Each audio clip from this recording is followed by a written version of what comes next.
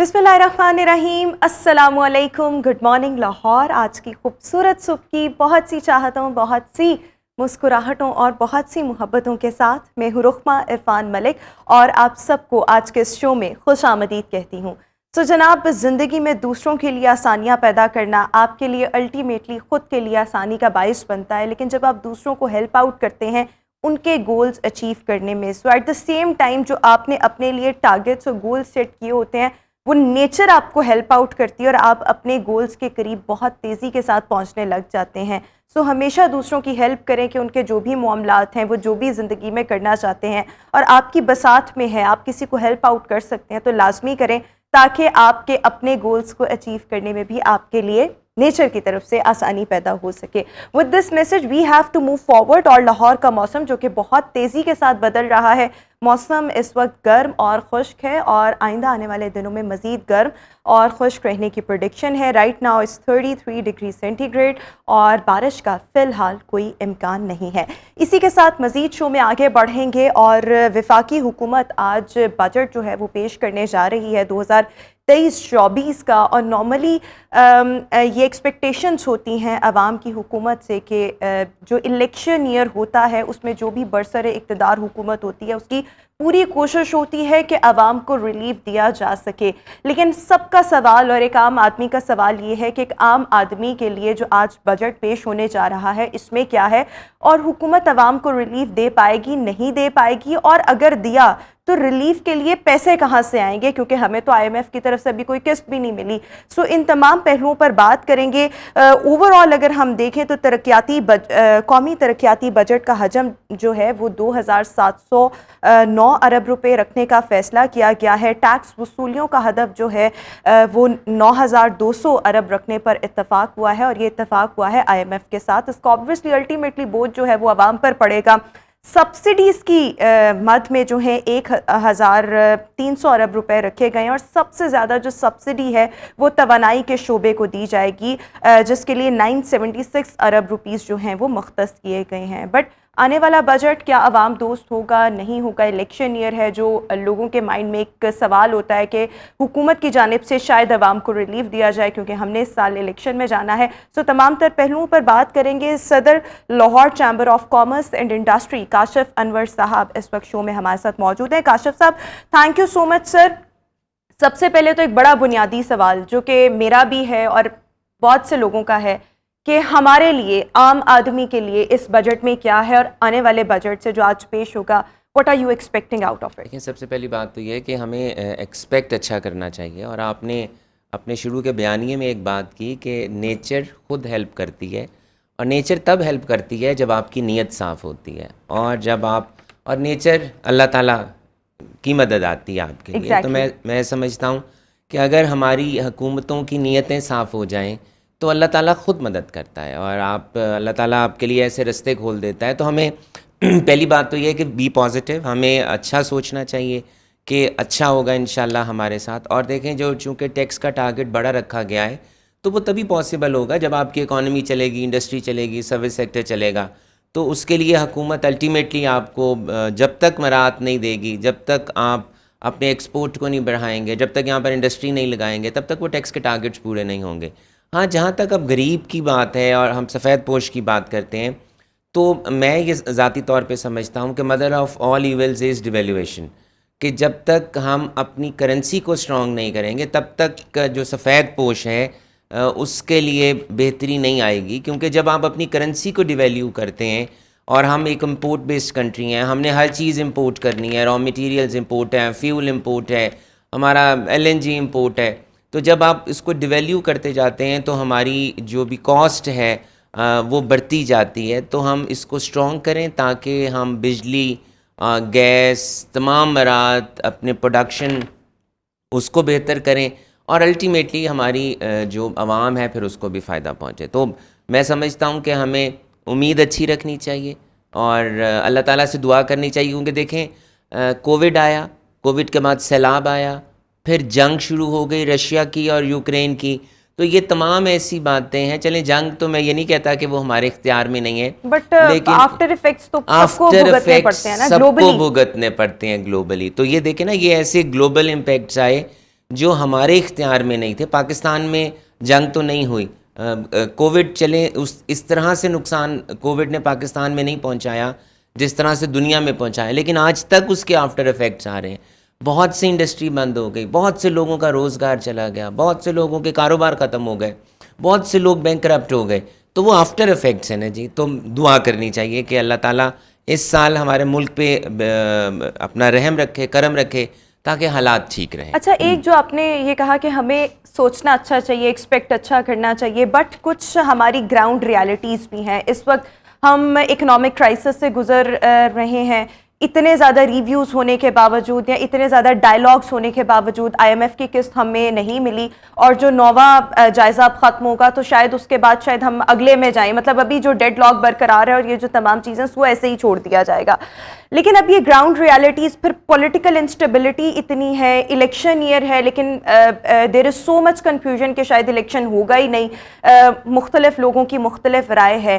Ground realities کو دیکھتے ہوئے تو ہم نے تو وہی دیکھنا ہے نا, یا وہی محسوس کرنا ہے جو آپ کو پتہ ہے کہ ہوگا. سو اس کے حوالے سے گراؤنڈ ریالٹیز کو مد نظر رکھتے ہوئے, اکنامک کرائسس کو مد نظر رکھتے ہوئے, اکنامک سروے بھی بہرحال آ چکا ہے. سو آپ کیا ایکسپیکٹ کر رہے ہیں؟ یہ جو بجٹ ہے عوام دوست ہم اس کو کہہ سکتے ہیں, یا مشکلات ہوں گی اور الٹیمیٹلی بوجھ ہم جیسے لوگوں پر پڑے گا؟ دیکھیں, اس میں تو کوئی دو رائے نہیں ہے کہ بوجھ ہم پر ہی پڑے گا, لیکن یہ بہت ضروری ہے کہ political stability is very important for economic stability. اور یہ عوام سے زیادہ یہ پولیٹیکل پارٹیز اور پولیٹیکل پارٹیز کے لیڈرز کی ذمہ داری ہے کہ وہ ایک پیج کے اوپر بیٹھیں اور اپنا چارٹر آف اکانومی کو ڈیزائن کریں اور اس کو سائن کریں اگلے 10, 15, 20 سال کا, کہ کسی بھی پارٹی کے آنے یا کسی بھی پارٹی کے جانے سے ہمارا اکانومی کا پہیہ ڈسٹرب نہیں ہوگا. تو یہ میں سمجھتا ہوں کہ یہ عوام, دیکھیں جو پچھلے ہم نے قرضے لیے, ہم یہ کہتے ہیں کہ جی پاکستان کا قرضہ بہت بڑھ گیا. میں سوال یہ کرتا ہوں کہ کیا کبھی پچھلی کسی بھی گورنمنٹ سے پوچھا گیا کہ وہ آپ نے قرضہ کہاں پر لگایا, اور اگر لگایا بھی تو کیوں لگایا وہاں پر؟ کیا ہم نے ان قرضوں سے کوئی اپنے واٹر ریزروائرز بنائے, ہم نے ڈیمز بنائے, ہم نے کیا کوئی انڈسٹریل پارکس بنائے, ہم نے کوئی سولر پارکس بنائے, ہم آلٹرنیٹ انرجی کی طرف گئے؟ دیکھیں, قرضہ سارے لیتے ہیں, قرضہ آپ کی انڈسٹری بھی لیتی ہے, لیکن آپ کی جو انڈسٹری قرضہ لیتی ہے وہ ایکسپینشن کے لیے لیتی ہے, وہ ویلیو ایڈیشن کے لیے لیتی ہے.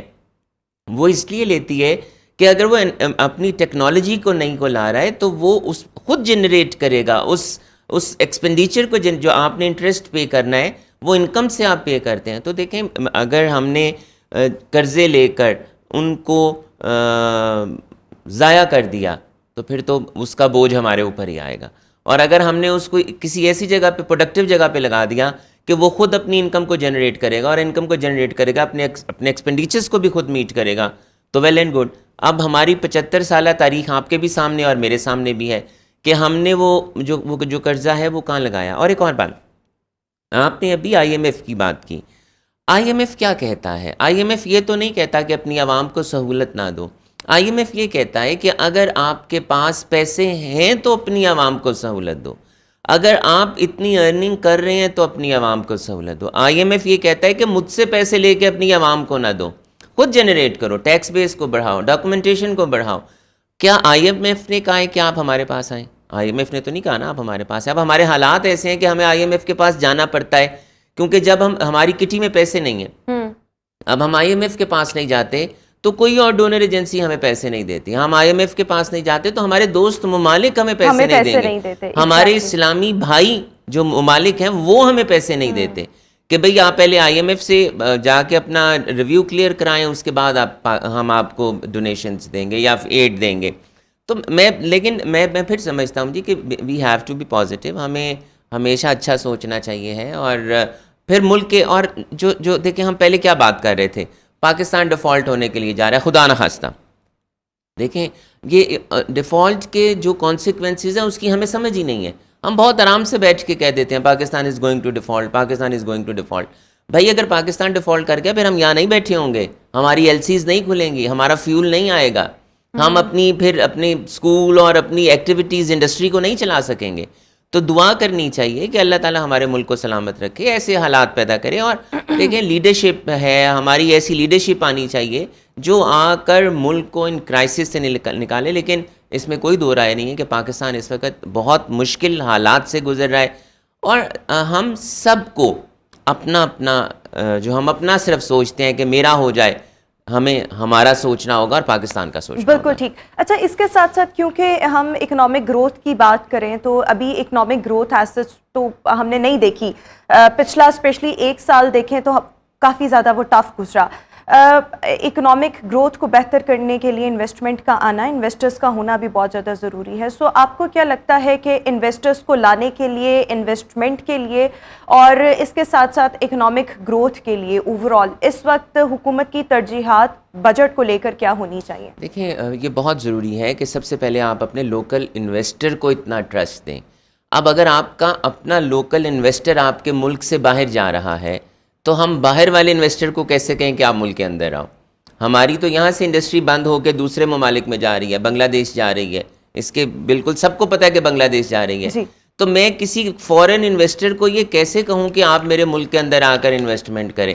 اگر یہاں پر انڈسٹری کلوز ہو رہی ہے, ہماری نیگیٹو نیوز جا رہی ہے, تمام انٹرنیشنل میڈیا کو پتہ ہے کہ 9th ریویو پاکستان کا IMF کے ساتھ کلیئر نہیں ہونے کو جا رہا, تمام انٹرنیشنل میڈیا کے تھرو تمام دنیا کو پتہ ہے کہ 9 مئی کو ہمارے ملک میں کیا ہوا, تمام دنیا کو پتہ ہے کہ ہمارے ملک میں پولیٹیکل سٹیبلٹی نہیں ہے, تمام دنیا کو پتہ ہے کہ ہمارے ملک کے اندر انڈسٹری بند ہو رہی ہے.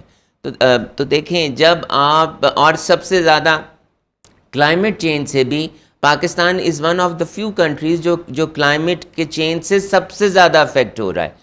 تو جب ایسی چیزیں آپ کے ملک کے ساتھ ہو رہی ہوں گی, آپ کی نیگیٹو نیوز باہر جا رہی ہوں گی, تو ہمارا تو لوکل انویسٹر یہاں انویسٹمنٹ کرنے کو تیار نہیں ہے, تو میں فورن انویسٹر سے کیسے کہوں کہ آپ میرے ملک کے اندر آئیں؟ سو سب سے پہلے آپ کے خیال میں یہاں کے جو لوکل انویسٹرز ہیں ان کو فیسیلیٹیٹ کرنے کی ضرورت ہے, اس کو فیسیلیٹیٹ کریں. لیکن اسی سے جڑا ایک اور سوال کہ لوکل انویسٹرز کو چلیں سپورٹ کرنے کے لیے تاکہ وہ دل بڑا کر کے یہاں پر انویسٹمنٹ کریں, اپنے کاروبار چلائیں, یا جو چھوٹے یا درمیانے درجے کے کاروبار ہیں ان کو پروموٹ کرنے کے لیے یا ایٹ لیسٹ ان کو سپورٹ کرنے کے لیے آپ کے خیال میں بجٹ میں کیا کوئی اقدامات ہو سکتے ہیں, اور اگر ہو سکتے ہیں تو وہ کیا ہونے چاہیے؟ دیکھیں ایک تو یہ بہت ضروری بات ہے کہ بجٹ, اگر عوام کو یہ پتہ ہو نا کہ جو آج بجٹ آ رہا ہے ہم اگلے سال تک ہم نے اسی پہ ریلائی کرنا ہے, تو نہیں, کئی منی بجٹس نے آنا ہے, کئی چینجز نے آنا ہے. تو جب تک آپ کی کنسسٹنسی آف پالیسی نہیں ہوتی, جب تک آپ کو یہ نہیں پتا کہ آپ کے ملک کے اندر انوائرمنٹ, جو آپ کا انویسٹمنٹ کا انوائرمنٹ ہے وہ کیسا ہے, کوئی آپ کے ملک کے اندر کیسے انویسٹمنٹ کرے گا. اور یہ بہت ضروری ہے کہ جو آپ کے کرٹکس ہوتے ہیں نا, ان کرٹکس کی بات کو سننا چاہیے اور اپنی غلطی کو کریکٹ کرنا چاہیے. اگر ہم SME کو پروموٹ کرنا چاہتے ہیں تو ہمیں اس کو سستی بجلی دینی ہوگی, اور اس سب کے ساتھ ساتھ ایسی پالیسیز جو سسٹین کریں. اور چارٹر آف اکانومی ہم اس پر بھی بات کریں گے. کاشف انور صاحب ہمارے ساتھ شو میں موجود ہیں, لیکن ابھی ہم شو میں ایک شارٹ اور کوئک بریک شامل کریں گے.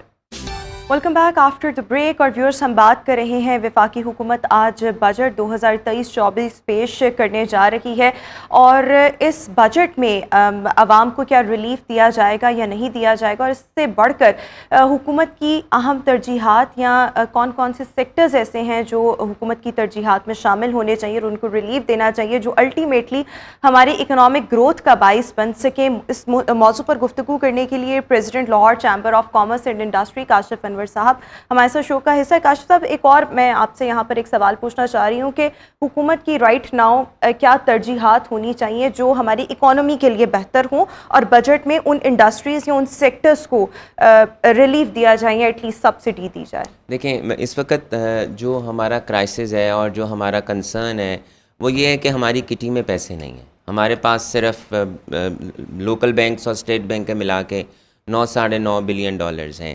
ہمیں اور اپنی کرنسی کو اسٹرانگ کرنے کے لیے اور اپنی اکانومی کو اسٹرانگ کرنے کے لیے ہمیں ریزروز چاہیے ہیں. اب ریزروز کیسے آتے ہیں؟ یا آپ اپنی ایکسپورٹس کو بڑھائیں, یا آپ اپنی امپورٹس کو کم کریں, یا آپ کے ملک کے اندر FDI آئے, یا آپ کا ٹیکس بیس بڑھے, یا آپ کے ایکسپیٹریٹس پاکستانی یہاں پر پیسے بھیجیں. ہم جو بار بار کہہ رہے ہیں, اور ہم ایک تو یہ کہہ رہے ہیں کہ جناب ایسا گرے اکانومی کا پیسہ جو ڈاکومنٹ نہیں ہے اس کو ڈاکومنٹ کرنے کے لیے گورنمنٹ کوئی اسکیم لائے. آپ اسے ایمنیسٹی کہہ دیں, اسکیم کہہ دیں, ڈیکلریشن کہہ دیں. ایسے انڈکلیئرڈ فارن ریزروز جو آپ کے گھر میں پڑے ہیں, جو بینک میں پڑے ہیں, جو تجوری میں پڑے ہیں, اس کو اسٹیٹ کے پاس ہونا چاہیے, آپ کی اسٹیٹ کی کٹی میں ہونا چاہیے, تاکہ اسٹیٹ اس سے استعمال کر سکے اور جو روپی پہ پریشر آ رہا ہے وہ کم ہونا چاہیے. Documentation is very important. Government کو ڈاکومنٹیشن کی طرف, اور یہ ہم پاکستانیوں کی بھی ذمہ داری ہے کہ ہمیں اپنی انکم ٹیکس کی ریٹرن کو فائل کرنا چاہیے. یہ دیکھیں, میں تو اب یہ کہتا ہوں کہ اس میں اسٹیٹ کا نقصان نہیں ہے کہ ہم اپنی انکم ٹیکس کی ریٹرن کو فائل نہیں کرتے. یہ ہمارا نقصان ہے کہ ہم اپنی انکم ٹیکس کے ریٹرن کو فائل نہیں کرتے, کیونکہ ڈپارٹمنٹ سسٹمز جتنے بھی یہ ریونیو کلیکٹنگ اتھارٹیز ہیں وہ اتنے اپ گریڈ ہو گئے ہیں کہ ہماری ہر انفارمیشن ان کے پاس ہے. تو ہم نہ ہی تو کوئی ایکسپینڈیچر کر سکتے ہیں, نہ کوئی انویسٹمنٹ کر سکتے ہیں. اور اب یہاں یہی ہوا کہ جتنے پاکستانیوں نے جو پلاٹس میں اور ہاؤسنگ سوسائٹیز میں اگر انہوں نے اپنی لیں وہاں پر پراپرٹیز, تو ان کے پاس کیپٹل تھا نہیں, بکس میں نہیں تھا, ان کی ریٹرن میں نہیں تھا, اور انہوں نے لیں. اب وہ وہاں پر ایک جگہ پہ جا کر منجمد ہو گئی ہیں. تو انہیں باہر آنے دیں, کوئی اس کا ریٹ رکھ لیں یا کچھ بھی کر لیں تاکہ وہ سرکولیشن میں آئے.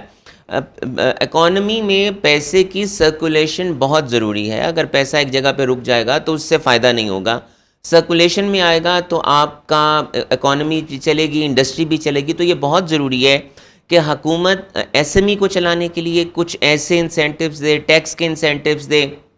میں ڈاکومنٹیشن کے خلاف نہیں ہوں, صحیح, لیکن ود ہولڈنگز جو ہیں ان کے ریٹس کو کم کرے, آسانیاں دے, فوائد دے کہ کیا فوائد ہیں ٹیکس نیٹ میں آنے کے. ہمارے پاس آخری 2 منٹ ٹریک ہیں, لیکن ایک سوال جس میں 2-3 پارٹس شامل کر رہی ہوں وہ یہ کہ رائٹ ناؤ ہمارے پاس کیا وے آؤٹ ہو سکتا ہے اکنامک کرائسس سے نکلنے کا. اسی کے ساتھ ساتھ جس طرح سے آپ نے کہا کہ ایک کرنسی کو مضبوط کرنے کی ضرورت ہے, اس کے لیے کیا طریقہ کار ہو سکتا ہے. اور ایک اور بنیادی طور پر چیز ہے کہ بہت عرصے سے یہ بات کی جا رہی ہے کہ جو سفید ہاتھی اس وقت جتنے بھی انڈسٹریز یا ادارے بنے ہوئے ہیں ان کو پرائیویٹائز کیا جائے. سو واٹس یور ٹیک آن؟ بالکل جی, ان شارٹ میں یہ کہوں گا کہ جتنے بھی ہماری اسٹیٹ اونڈ انٹرپرائزز ہیں ان کو پرائیویٹائز کیا جانا چاہیے. میں یہ نہیں کہتا کہ ان ملازمین کو نکالیں, لیکن ان کو بھی ہمارا بہت سا پیسہ جو عوام کی صحت, تعلیم, سیکیورٹی پہ لگنا چاہیے وہ وہاں پر جاتا ہے اور اس کا کوئی فائدہ نہیں ہے. تو ان کو پرائیویٹائز کریں تاکہ وہ تمام انسٹیٹیوٹس چلیں اور وہ اکانومی میں کنٹریبیوٹ کریں. گرے اکانومی کے پیسے کو لانے کے لیے حکومت ایسے اقدامات کرے کہ سسٹم میں وہ آئے اور اکانومی میں وہ بھی کنٹریبیوٹ کرے. ڈاکومنٹیشن کا ہونا بہت ضروری ہے. جب تک یہ کچھ چیزیں نہیں ہوں گی, اور سب سے آخر میں سب سے ضروری, political stability is very important. Political stability کا ہونا تمام پولیٹیکل پارٹیز روپے کی قدر مضبوط مستحکم کیسے کی جائے. دیکھیں وہ اسی طرح سے ہوگی کہ ہمارے پاس پیسے آنے چاہیے, اور پیسے ایسے ہی آئیں گے یا تو آپ کو یہ امنیسٹی دیں, اور فورن ایکسپیٹریٹس پاکستانیوں سے ہمیں یہ ریکویسٹ کرنی ہے کہ اپنے ملک میں پیسہ بھیجیں تاکہ ہمارے ریزروز بڑھیں. لیکن ان کے بھی جو ٹرسٹ ہے اس کو, جو ان کا لیک آف ٹرسٹ ہے اس کو ون کرنے کے لیے ہمیں ایسے اقدامات کرنے ہوں گے کہ کچھ ایسی پالیسیز بنانی ہوگی, کیونکہ ماضی میں ہم نے اوورسیز کا اعتماد تو کھویا, اور زیادہ ووٹ بینک جو ہے وہ ایک سیاسی جماعت کا بھی ادھر ہے, لیکن اتنی پولیٹیکل انسٹیبلٹی ہو گئی ہے. ہم پاکستانی تو ہے نا, ہمیں اور پاکستانی ایکسپورٹس کا بڑھنا اس وقت رائٹ ناؤ بہت زیادہ ضروری ہے, اور بہت سے اداروں کی جو ہے نجکاری ہونا بھی بہت زیادہ ضروری ہے. تھینک یو سو مچ کاشف انور صاحب, ہمارے ساتھ شو کا حصہ تھے. ویوز ابھی ہم شو میں ایک بریک شامل کریں گے, آپ سے ملاقات ہوگی ایک بریک کے بعد. Welcome back after the break. اور ویوز یہ ہمارا ہیلتھ اینڈ فٹنس سیگمنٹ ہے جس میں ہم نے بات کرنی ہے آج آرتھرائٹس پر, and especially when we talk about arthritis تو اس سے ہوتا کیا ہے کہ سویلنگ ہو جاتی ہے most of the time joints میں, یا انفلیمیشن ہو جاتی ہے جس کی وجہ سے یہ کنڈیشن جو ہے وہ جنریٹ ہوتی ہے. پلس ود ایجنگ ہڈیاں ہماری بہت زیادہ کمزور ہو جاتی ہیں جس کی وجہ سے بھی یہ کنڈیشن جو ہے وہ جنم لیتی ہے. But what are the actual causes, اور اس کی کچھ اقسام ہیں, جس طرح سے ریومیٹائڈ آرتھرائٹس ہے جو بہت زیادہ خطرناک بھی کنسیڈر کی جاتی ہے. سو یس, اس کے سائنس اینڈ سمٹمس کیا ہیں, اوائڈ کیسے کیا جا سکتا ہے, پریونشن کے لیے کیا کیا جا سکتا ہے. ہمارے ساتھ اس وقت شو میں موجود ہیں orthopaedic surgeon doctor Pervez Iqbal. Doctor صاحب thank you so much and welcome to good morning Lahore. So doctor صاحب سب سے پہلے how would you define arthritis and how prevalent is this problem especially when we talk about our region Pakistan? Arthritis بڑا ایک common problem ہے، اور اگر آپ کسی بھی آرتھوپیڈک او پی ڈی میں وزٹ کریں ایک دن میں تو تقریباً 50% پیشنٹ جو ہیں وہ آرتھرائٹس سے ریلیٹڈ ایشو کے ساتھ آرتھوپیڈک او پی ڈی کو وزٹ کر رہے ہوتے ہیں، اور پیشنٹ ڈپارٹمنٹ. اور یہ اس کی بڑی کافی ساری قسمیں ہیں، لیکن سب سے کامن تو آسٹیو آرتھرائٹس ہے، جو کہ ڈیجنریٹو جوائنٹ ڈیزیز ہے، اور یہ تمام لوگوں میں ڈیولپ ہوتی ہے وتھ پیسج آف سمپٹمیٹک، کسی میں ہوتی ہے کسی میں نہیں ہوتی. جب ضروری نہیں کہ ہر بندے میں سمٹمز بھی ہوں آرتھرائٹس کے، لیکن یہ ہوتا ہے کہ ڈیجنریٹو چینجز تو آتی ہیں آفٹر 50 اور آفٹر 60 اور 65 ایئرز آف ایج. جوائنٹ کے اندر ڈیجنریٹو چینجز آتی ہیں، جوائنٹ ویک ہوتے جاتے ہیں، اور اس ویک ہونے سے ان کے اندر جو لبریکیشن ہے، اس کی جو سرفیس ہے جوائنٹ کی، وہ سموتھ اور گلائڈنگ نہیں رہتی جیسے کہ پہلے ینگ ایج میں ہوتی ہے، رف ہو جاتی ہے، اور اس کے اندر ارریگولر ہو جاتی ہے، اور اس میں سویلنگ ہوتی ہے، پین ہوتا ہے اس میں، اور اس کے اندر چلتے ہوئے کریپٹس فیل ہوتا ہے، جب کریکلنگ ساؤنڈز آتی ہیں، جب آپ کھڑے ہوتے ہیں کریکلنگ ساؤنڈ محسوس ہوتی ہیں. اور جس کو نماز پڑھتے ہوئے ٹک ٹک کی آواز آنا، تو اگر میرے گھٹنوں سے وہ ابھی سے ہی آنے لگ گئی ہیں تو میں کیا کہہ سکتی ہوں کہ میں زیادہ پرون ہوں اس کنڈیشن کو کیچ کرنے میں، وہ دے جیں. نہیں، اتنی جلدی، آپ تو ابھی بہت ینگ ہیں، اتنی جلدی آرتھرائٹس تو ڈیولپ نہیں ہوتی. یہ تو بیسیکلی اس ایج میں تو زیادہ مسکولر ویکنس اور وائٹامن ڈی ڈیفیشنسی کے ایشو وہ زیادہ ہوتے ہیں اس ایج میں. آرتھرائٹس تو لیٹر آن پرابلم ہے، لیکن یہ کلکنگ جو ہے جوائنٹس میں ہونا، وہ ڈیزیز ایز سچ نہیں ہے. بہت سارے نارمل بچے بھی، ان کے جوائنٹ میں کلکنگ ساؤنڈز آتی ہیں، تو every clicking joint is not an arthritic joint. صحیح. جی، اس کی وجوہات کیا ہیں؟ کیا اس کو ہم آٹو امیون ڈیزیز کہہ سکتے ہیں؟ آپ کے جینز میں رن کرتی ہے، فیملی میں رن کرتی ہے، یا آپ نے اپنی ینگ ایج میں کوئی خوراک ایسی استعمال کی ہوتی ہے مطلب جو آپ کے لیے آبویسلی ہیلدی نہیں ہوتی، یا ایٹ ٹائمز میں نے کچھ خواتین کو یہ دیکھا ہے جو بہت زیادہ ڈائٹنگ کرتی ہیں، اور ڈائٹنگ کی وجہ سے یا ان کو لیٹر ایج میں جا کے آسٹیوپوروسس ہوا یا آرتھرائٹس ہوا. تو اس کی بیسک ریزنز کیا ہیں جس کی وجہ سے یہ کنڈیشن آ سکتی ہے؟ آرتھرائٹس کی ڈفرینٹ ٹائپس ہیں، اور ہر ٹائپ کی اپنی ریزنز ہیں. جو آسٹیو آرتھرائٹس جو سب سے کامن ہے، اس کی جو یہ تو لائف سٹائل ڈیزیز زیادہ ہے. اس میں کچھ تو جینز میں ہے، جو جن کے پیرنٹس آلریڈی کو آرتھرائٹس تھا، آپ کو بھی ہونے کا امکان زیادہ ہے ان کا. لیکن یہ ہے کہ اگر اوبیسٹی ہے، ویٹ زیادہ ہے، اور اس کے ساتھ ڈائبٹیز ہے، تو اس کے ساتھ ان میں ڈیجنریشن کا پروسیس تیز ہو جاتا ہے، اور اس میں جو چینجز جوائنٹ میں آنی چاہیے ان ڈیکیڈز، وہ ایئرز میں آنا شروع ہو جاتی ہیں.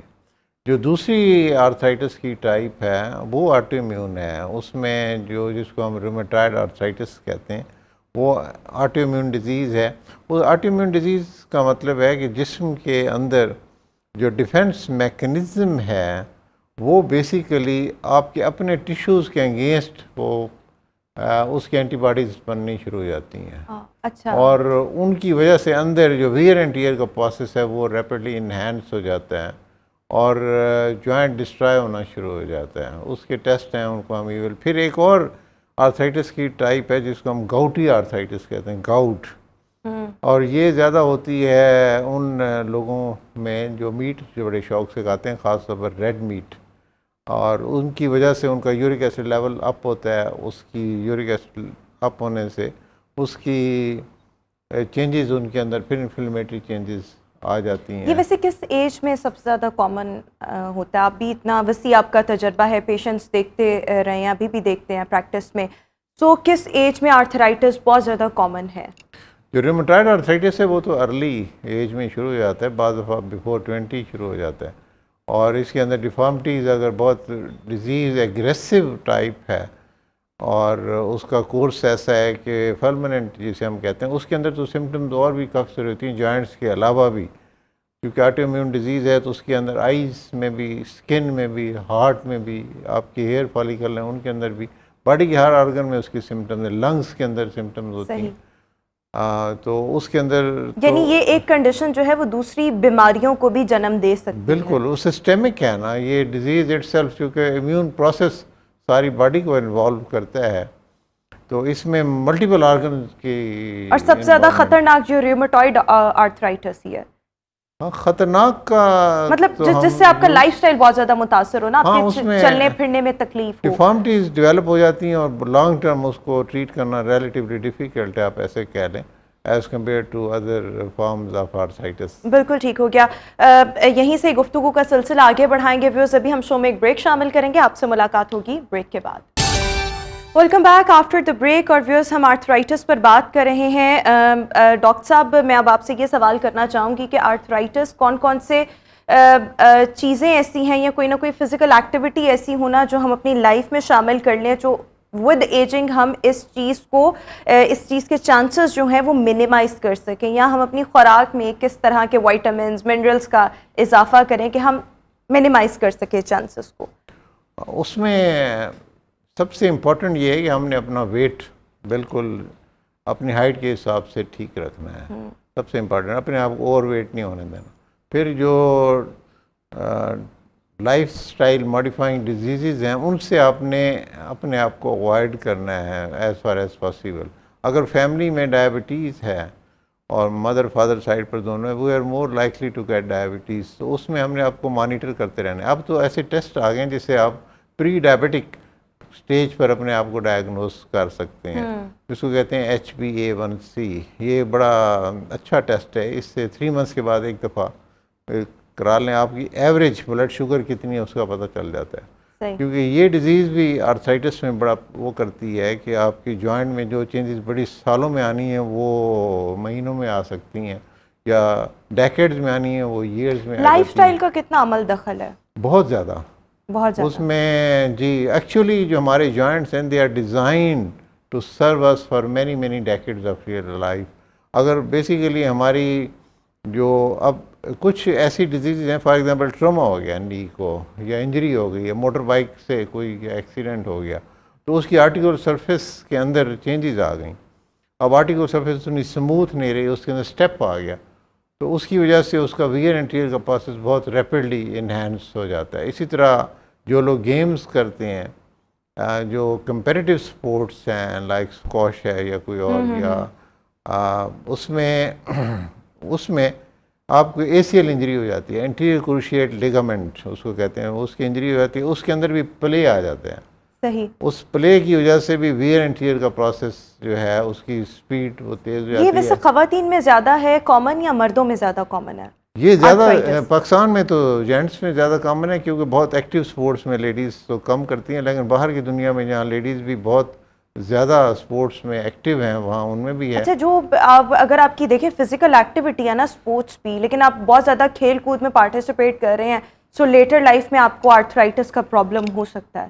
ہاں, اس میں اگر آپ انجر کر لیتے ہیں نا نی کو, پھر اگر آپ ایسی سپورٹس رکھتے ہیں جس سے اپنے آپ کو انجری سے آپ بچا کے رکھتے ہیں, اپنا ویٹ مینٹین رکھتے ہیں, فزیکل فٹنس, پھر تو آپ کے لیے جوائنٹ کے لیے بہت اچھا ہے.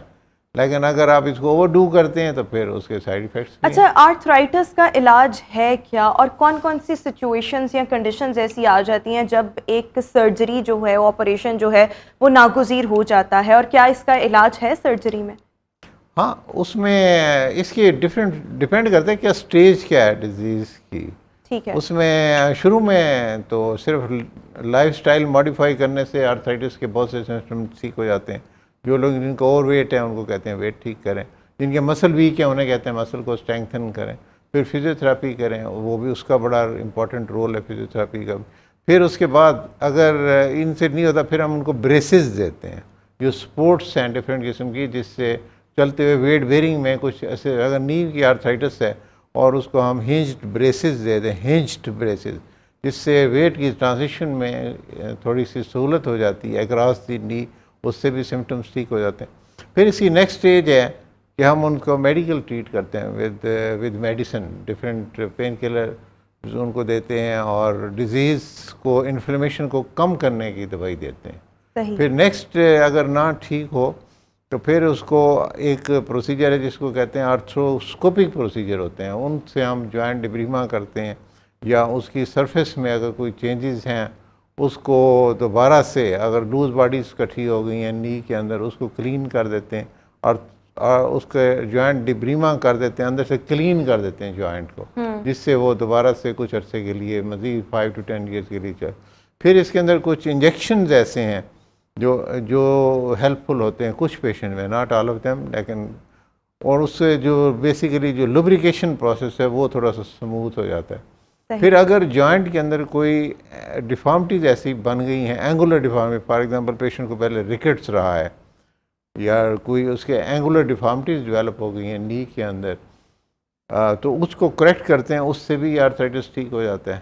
پھر جو پیشنٹ جو ہے ان کی بہت ایڈوانسڈ سٹیج ہو آرتھرائٹس کی, بالکل ان کے لیے واش روم جانا اور یہ بھی مشکل ہو جائے, گھر کے اندر چلنا پھرنا بہت مشکل ہو, اور لائف سٹائل بہت ہی, اور ڈیلی پین کلر کھائے بغیر گزارا ہی نہ ہوتا ہو, ان پیشنٹ کو ہم کنسیڈر کرتے ہیں کہ ان کے جوائنٹ ریپلیس کر دیں.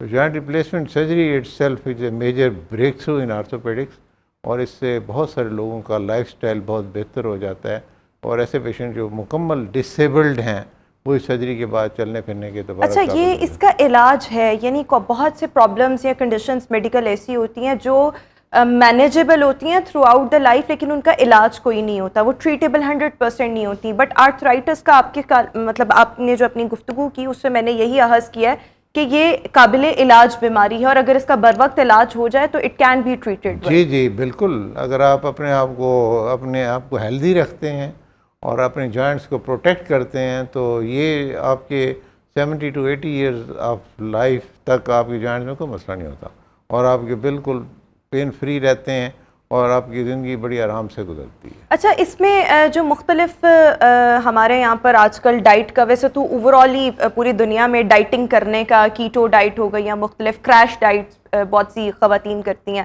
اس کا بڑا رجحان ہے. میں نے پرسنلی اپنے سرکل میں بھی کچھ 1-2 خواتین کو ایسے دیکھا کہ ان کو آرتھرائٹس ہوا بیکاز انہوں نے کریش ڈائٹ کی تھی, ایٹکنس ڈائٹ. تو کیا بہت زیادہ ڈائٹ کرنا یا اس سے بہت سے اسینشیل نیوٹریئنٹس مائنس کرنا بھی از اٹ سو آپ کو آرتھرائٹس کی طرف لے کر جاتا ہے؟ یس آف کورس, اس میں جو اسینشیل امائنو ایسڈز ہیں وہ اگر ہماری فوڈ میں شامل نہیں ہیں تو باڈی میں بڑی ریپڈلی آسٹیوپروسس کا پروسیس شروع ہو جاتا ہے, اور آپ کے اسکیلٹن ویک ہونا شروع ہو جاتا ہے, آپ کی آئی سائٹ ویک ہو جاتی ہے, آپ کی ہیئر فال شروع ہو جاتا ہے, آپ کی اسکن تھن ہو جاتی ہے, آپ کی جوائنٹ کے اندر چینجز آ جاتی ہیں. تو جوائنٹ بھی پروٹین پر ڈیپینڈنٹ ہیں اور ہر چیز. تو اس میں جو بھی ڈائٹنگ کرنی ہے اس میں آپ نے اس طریقے سے ضروری خیال رکھنا ہے کہ اسینشیل امائنو ایسڈ ملتے رہیں, اس کی اماؤنٹ کم کرنی ہے, کاربوہائیڈریٹ کم کرنا ہے.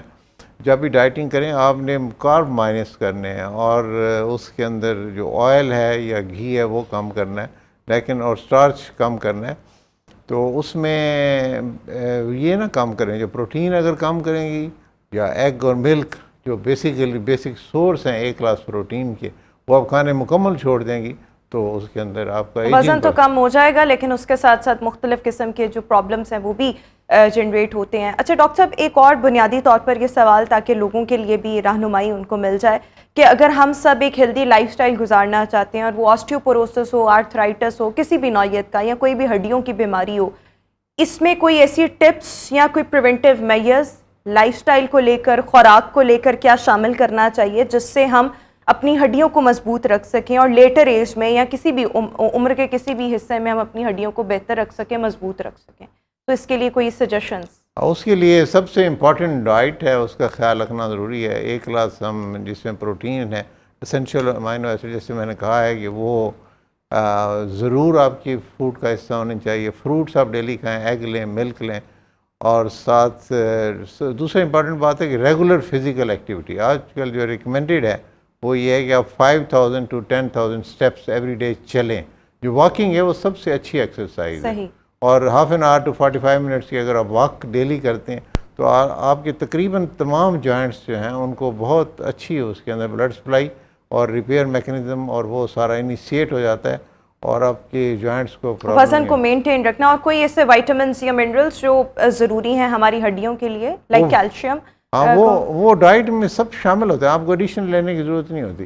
آپ اگر گڈ ڈائٹ لیتے ہیں جیسے ملک ہیں, ایگ ہیں, فریش فروٹس ہیں, اور فش ہے, اور باقی چیزیں, تو پھر اور ڈرائی فروٹس ہیں, نٹس, وہ کھانے انسانوں نے چھوڑ دیے ہیں. اس کی وجہ سے بہت ساری بیماریاں انسانوں میں پیدا ہونا شروع ہو گئی, انکلوڈنگ کینسر. جو اب جو لیٹسٹ ریسرچ ہے اس نے یہی شو کیا ہے کہ جو B17 ہے, B17 جو کہ نٹس میں ہوتا ہے, وہ چونکہ بہت کم کھانے شروع کیے تو it has a link with increase incidence of cancer in the world. تو یہ جو ہے ڈرائی فروٹس بھی کھانے ہیں ساتھ, نٹس بھی کھانے ہیں ساتھ ہم نے. اینڈ لائف اسٹائل از دا کی. لائف اسٹائل میں آپ ماڈیفیکیشن کر کے اس طرح کے جتنے بھی پرابلمس ہیں بلکہ ہر بیماری کو خود سے دور رکھ سکتے ہیں. Thank you so much doctor صاحب, آپ نے ہمارے شو کے لیے وقت نکالا. ویورز اسی کے ساتھ ابھی ہم شو میں ایک بریک شامل کریں گے, آپ سے ملاقات ہوگی بریک کے بعد.